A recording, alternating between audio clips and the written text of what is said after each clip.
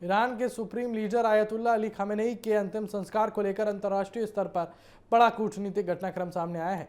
इसी बीच भारत की राजनीति से जुड़ी एक अहम खबर यह है कि ईरान ने कांग्रेस अध्यक्ष मल्लिकार्जुन खड़गे समेत कई नेताओं को इस समारोह में शामिल होने के लिए आमंत्रित किया है। यह निमंत्रण ऐसे समय आया है जब पश्चिमी एशिया में पहले से ही तनावपूर्ण हालात बने हुए हैं और कई देशों की नज़र इस कार्यक्रम पर टिकी हुई है।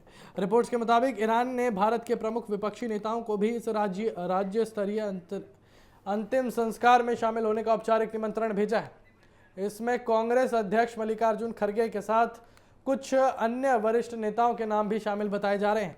बताया जा रहा है कि ईरान इस मौके को एक बड़े अंतर्राष्ट्रीय कूटनीतिक आयोजन के रूप में देख रहा है, जिसमें कई देशों के प्रतिनिधि शामिल हो सकते हैं। सूत्रों के अनुसार भारत सरकार की ओर से भी इस कार्यक्रम में आधिकारिक प्रतिनिधित्व भेजे जाने की संभावना है।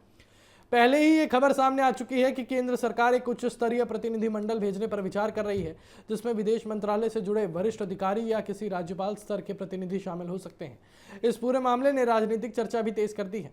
विपक्षी दलों का कहना है कि ऐसे अंतर्राष्ट्रीय निमंत्रण भारत की कूटनीतिक स्थिति को दर्शाते हैं और इसे गंभीरता से लिया जाना चाहिए। वहीं सरकार की तरफ से अभी तक इस पर कोई आधिकारिक बयान नहीं दिया गया है, लेकिन हाँ, विदेश नीति विशेषज्ञों का मानना है कि भारत हमेशा से पश्चिम एशिया के देशों के साथ संतुलित संबंध बनाए रखने की नीति पर चलता रहा है। ये भी ध्यान देने वाली बात है कि खामेनेई के अंतिम संस्कार को लेकर ईरान में बड़े स्तर पर तैयारियां चल रही हैं। रिपोर्ट्स के अनुसार ये कार्यक्रम कई दिनों तक अलग अलग शहरों में आयोजित किया जाएगा, जिसमें हजारों की संख्या में लोग और कई देशों के प्रतिनिधि शामिल हो सकते हैं।